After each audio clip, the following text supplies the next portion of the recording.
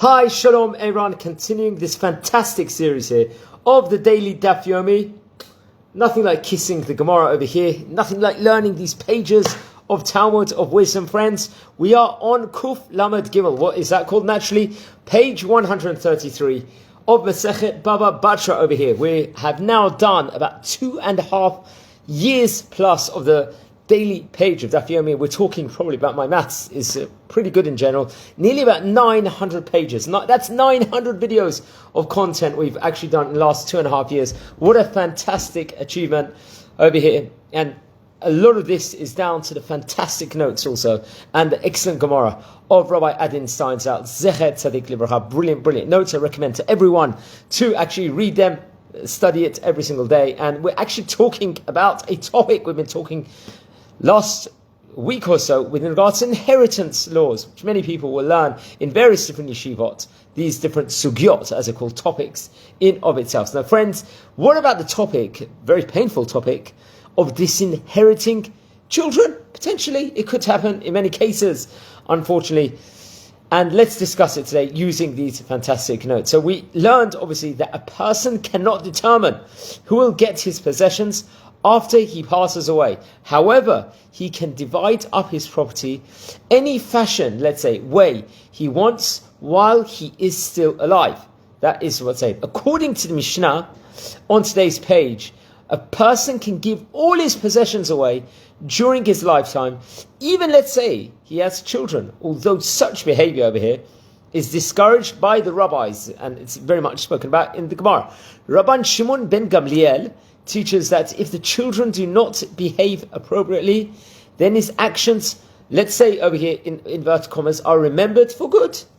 Over here, seemingly, it might be a good thing if they're not, let's say, appropriate, over here, according to Rabban Shimon ben Gamliel. So the Gemara is going to pose a question, ask whether or not the first opinion in the Mishnah agrees with Rabban Shimon ben Gamliel's ruling.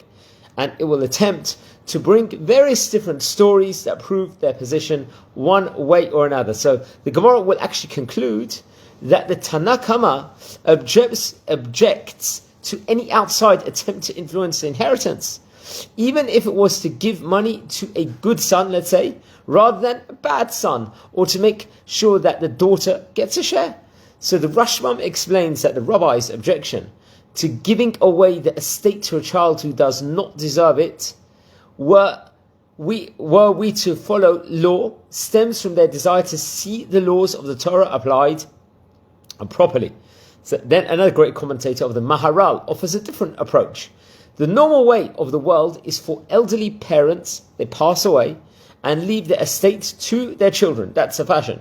Any attempt to transfer, let's just say, monies to other people before death, so that the inheritance, Yerusha, will not go to the children in a normal manner, runs counter in the ordinary flow of events in the world, something that the rabbis over here considered to be inappropriate.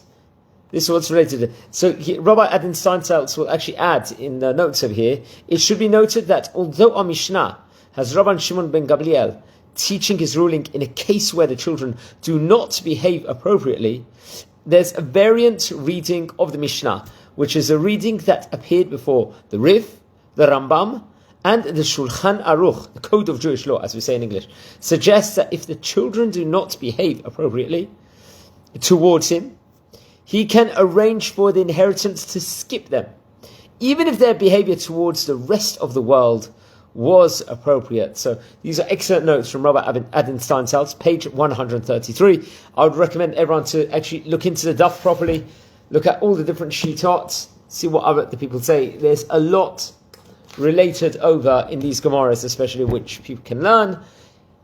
Just in general, it's so much. People in the yeshivot, the wise people, could spend literally even years studying just this sugya in of its own, because it's so many different, you could write so many different books on each different shita, so to know, gain clarity potentially on this specific topic. But wishing you all a good day, friends. We're a community here. We are doing the Daf Yomi together. Fantastic achievements going out in many places. Please don't forget to like and subscribe.